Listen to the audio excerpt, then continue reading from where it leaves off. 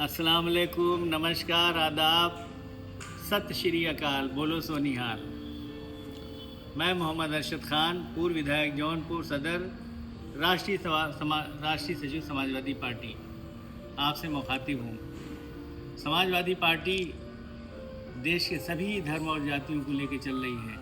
आदरणीय मुलायम सिंह यादव भी लेके चले, आदरणीय अखिलेश यादव भी चल रहे हैं। और हम देश में जितने भी महापुरुष पैदा हुए, चाहे किसी भी धर्म और जाति में पैदा हुए, सबका सम्मान करते हैं। उसी कड़ी में एज ए मुसलमान समाजवादी पार्टी के राष्ट्रीय सचिव की हैसियत से मैं कहता हूँ कि जितने भी महापुरुष हैं सब हमारे महापुरुष हैं, सभी धर्म और जातियों के महापुरुष हैं। श्री रामचंद्र जी वो ना सिर्फ हिंदू भाइयों के लिए अनुकरणीय हैं, बल्कि हमारे लिए भी अनुकरणीय आदरणीय हैं। श्री कृष्ण जी ना सिर्फ हिंदू भाइयों के लिए अनुकरणीय और आदरणीय हैं, हमारे लिए भी अनुकरणीय और आदरणीय हैं। महात्मा बुद्ध जी ना सिर्फ बौद्धों के लिए अनुकरणीय और आदरणीय हैं, और देश के और दुनिया के मुसलमानों के लिए भी अनुकरणीय हैं, आदरणीय हैं। जो उनके विचार हैं, जो उनके आदर्श हैं, जो उनके काम हैं, वो चाहे श्री रामचंद्र जी के हों, श्री कृष्ण जी के हों, महात्मा बुद्ध जी के हों, वो पूरी मानवता की भलाई के लिए है। उसी तरह से हज़रत ईसा मसीह न सिर्फ ईसाइयों के लिए आदर्श हैं, अनुकरणीय हैं, आदरणीय हैं, बल्कि दुनिया के और हमारे मुसलमानों के लिए भी, हिंदू सिख ईसाई बौद्ध पारसी जैन दलित के लिए भी अनुकरणीय है, आदरणीय है। उसी तरह हज़रत मोहम्मद साहब वो पूरी मानवता की भलाई के लिए आए, वो रहमतुल लिल आलमीन हैं, पूरी दुनिया के लिए रहमत हैं, बरकत हैं, पूरी दुनिया के लिए अनुकरणीय है, आदरणीय है। और सभी धर्म और जातियों के लिए अनुकरणीय आदरणीय है। हज़रत मोहम्मद साहब ने सभी धर्मों के लिए, पूरी मानवता की भलाई के लिए प्रोग्राम दिया है, संदेश दिया है, काम किया है। तो मैं आज आपसे बोलना चाहता हूँ कि महापुरुषों को धर्मों और जातियों में, क्षेत्रों में मत बांटिए। हज़रत मोहम्मद साहब भी हमारे आदर्श हैं, हज़रत ईसा मसीह भी हमारे आदर्श हैं, महात्मा बुद्ध भी हमारे आदर्श हैं, श्री कृष्ण जी हमारे आदर्श हैं, उसी तरह श्री रामचंद्र जी हमारे आदर्श हैं। और श्री रामचंद्र जी और श्री रामचंद्र जी का परिवार पूरी मानवता के लिए अनुकरणीय है, आदरणीय है। श्री रामचंद्र जी राजा घोषित हैं, महाराज दशरथ के बड़े बेटे हैं, सिंहासन उन्हीं को मिलना था अयोध्या का। लेकिन राजा दशरथ की अंतिम बेला में माता कैकेयी ने कहा कि महाराज, मेरा एक वचन बाकी है जो मैं पूरा कराना चाहती हूँ।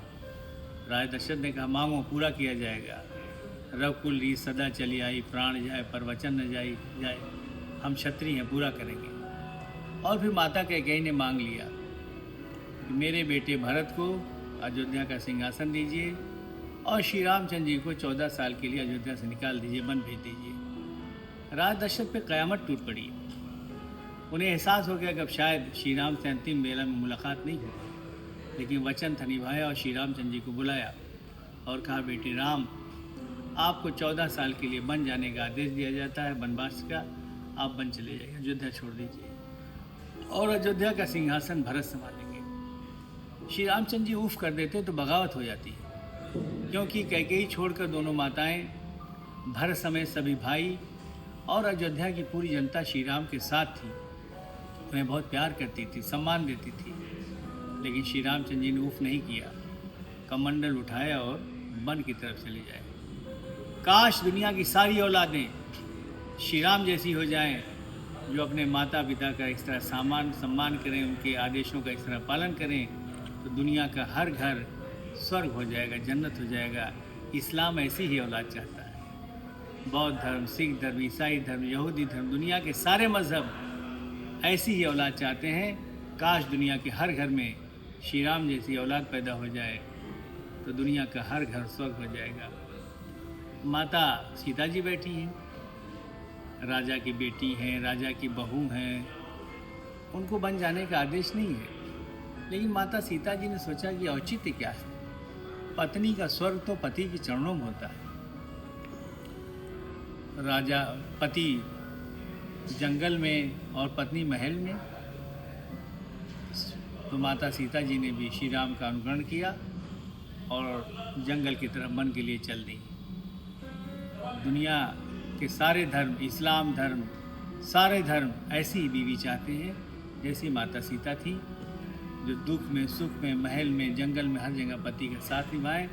काश दुनिया की सारी बीवियां माता सीता जी जैसी हो जाएं, जो पति का हर हाल में साथ निभाएं, तो दुनिया का हर घर स्वर्ग हो जाएगा, जन्नत हो जाएगा।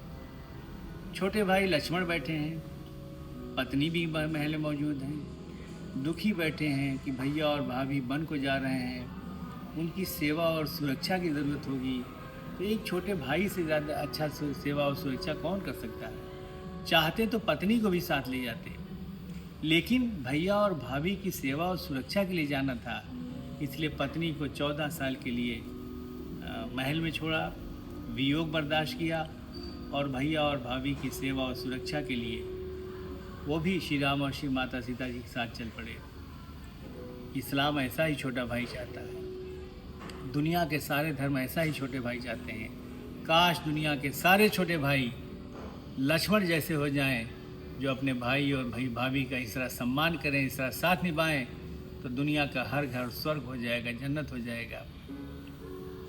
भरत बैठे हैं, छोटे भाई भी हैं, सौतेले भी हैं, सिंहासन मिला है, इतराना चाहिए, मुस्कुराना चाहिए, लेकिन दुखी बैठे हैं। सिंहासन मिलने की खुशी नहीं है, भैया और भाभी के बिछड़ने का गम है। और जब श्री रामचंद्र जी, माता सीता और लक्ष्मण जी वन को जाने लगे, तो राजा भरत ने श्री रामचंद्र जी के और सबके पैर छुए और श्री रामचंद्र जी का खड़ाऊँ, चप्पल, चरण पादुका ले लिया और अयोध्या के सिंहासन पर अपने पिताजी के आदेशानुसार अयोध्या के सिंहासन पर श्री राम के चरण पादुका को, चप्पल को रखकर शासन किया। और जब 14 साल बाद श्री रामचंद्र जी रावण को मार कर, लंका को दहन करके श्री रामचंद्र जी, माता सीता और लक्ष्मण जी अयोध्या वापस आए, तो जहाँ सारे अयोध्या वालों ने खुशी के दीप जलाए, वहीं भरत भी खुश हुए और सबके चरण स्पर्श किया और भैया का सिंहासन भैया के हवाले कर दिया। काश दुनिया के सारे सौतेले भाई भरत जैसे हो जाएं, तो दुनिया का हर घर स्वर्ग हो जाएगा, जन्नत हो जाएगा। इस्लाम ऐसा ही छोटा भाई चाहता है। इस्लाम श्री रामचंद्र जी जैसी औलाद चाहता है, जो बाप का हर हाल में आदेश का पालन करे। इस्लाम माता सीता जी जैसी बीवी चाहता है, जो अपने पति के हर हाल में साथ निभाए। इस्लाम लक्ष्मण जैसा छोटा भाई चाहता है, जो हर हाल में अपने भैया और भाभी का सम्मान करें, उनकी सेवा करें, तमाम त्याग करें। इस्लाम ऐसे ही छोटे सौतेले भाई का तस्वीर पेश करता है, जिस तरह भरत ने किया, और उसी तरह शत्रुघ्न जी ने भी अपना कर्तव्य निभाया। तो श्री रामचंद्र जी, उनका पूरा परिवार ना सिर्फ हिंदुस्तान के लिए, हिंदू भाइयों के लिए, बल्कि पूरे विश्व के लिए, पूरी मानवता के लिए अनुकरणीय, आदरणीय है। आइए हम सब लोग अपने अपने धर्मों में चलते हुए, अपने अपने धर्म के महापुरुषों का अनुकरण और सम्मान करते हुए दुनिया के सारे धर्म के महापुरुषों का सम्मान करें और भारत को सोने की चिड़िया बनाएं, विश्व गुरु बनाएं और भारत को एक शांति वाला देश बनाएं, न्याय वाला देश बनाएं, तरक्की वाला देश बनाएं। अपनी बात ख़त्म करते हैं। खुदा हाफिज़, शुक्रिया, धन्यवाद, जय हिंद, जय समाजवाद।